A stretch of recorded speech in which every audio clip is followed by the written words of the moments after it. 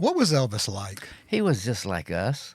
He just conversations with him would be just like this right now. He was basically a blue collar guy who happened to be a big star. He didn't really realize he was Elvis. I don't think he was so down to earth and just a sweet guy, just a sweet Southern guy. And so, like hanging out with you guys in the lobby of your place here, the way we were chatting, Hmm. if you're around him, that's the conversation that would be with him. Because my first job with Elvis was with a group called Voice, and I was hired to play piano with three guys, and our job was he would call, or someone would call from his office and say, "Hey, fly to L.A. and check in the Holiday Inn. Elvis is in Beverly Hills, and when he gets up, we'll call you and you come to the house." And we go to the house, and he'd sing gospel songs all night long. Then the next call would be, "Hey, Elvis is in Palm Springs, fly to Palm Springs, check in the Hilton. When he gets up, we'll call you and you come up to the house." So I was around his house a lot, and I saw that side of him. Once I got the big job playing for the TCB band, I never saw him again. He got there just before he came on stage. He was flying to the next city by the time we finished playing CC Rider as he was going off stage. So I wouldn't have missed that first Mickey Mouse job with Voice, but I'm honored I got to play with the TCB band. To me, the thrill of playing, being worthy of playing in that band with Ronnie Tutt and James Burton, was as big as of a thrill as playing for Elvis Presley. Because at that point, I wasn't into music. I was just in. He was a celebrity, but I didn't really understand music. When I got with Emmylou Harris on our bus, all we did was listen to music, and I learned about rock and roll, bluegrass, country music, you know, uh, honky tonk music, Bakersfield country. I learned going on tour with Emmylou Harris was like going to college. I learned all about music, and so when I played with Elvis, being worthy of playing in that band was the big deal for me. Someone said, "What's the most exciting thing about playing with Elvis?" I said, "Well, first of all, Space Odyssey." And then Ronnie Tutt goes into that jungle beat.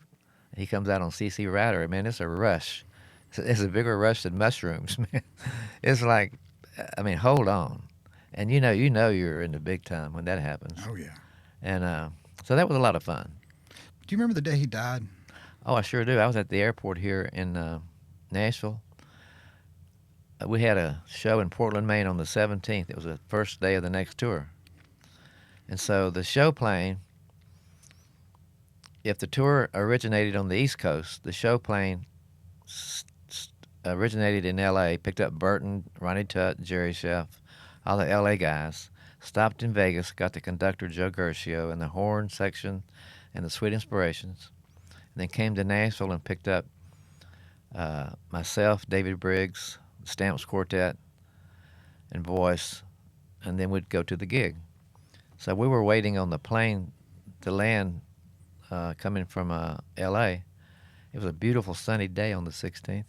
All of a sudden, this big storm, man, just like crazy, like a tornado or something. We were in a private airport lounge, and a bunch of these National Guard guys came into the lounge where we were to get out of the rain, and I saw one of them talking on uh, his phone. It wasn't a cell phone; it was one of those big, long things. Hmm. And I heard him say, "So, Mr. Presley, what happened?" And then I overheard that, and so my first thought was something's happened to Vernon. And then about 5 seconds after that, Tom Diskin, who was the colonel's lieutenant, walked in and said, "Hey guys, the tour's off. Go home. We'll call you." Didn't even tell us what happened. On Wow. on the way home, on my car radio, I heard Elvis Presley had been found dead in his bathroom at Graceland. They didn't even tell us he had died. And my first thought was, what am I going to do? Because I'd already spent the money I was going to make. I lived a paycheck ahead. And it's so weird, 2 weeks before that day, I was at a restaurant with David Briggs, who was the other keyboard player with Elvis. I played acoustic piano, and David played the electric piano. And we had just gotten that book that Red West and Sonny West had written called Elvis, What Happened? And it told all that inside stuff about their wilder days back in the day when they were wild. Hmm. And I was going, man, this is going to kill Elvis. didn't even think how ironic that would come back to haunt me that I said that, you know.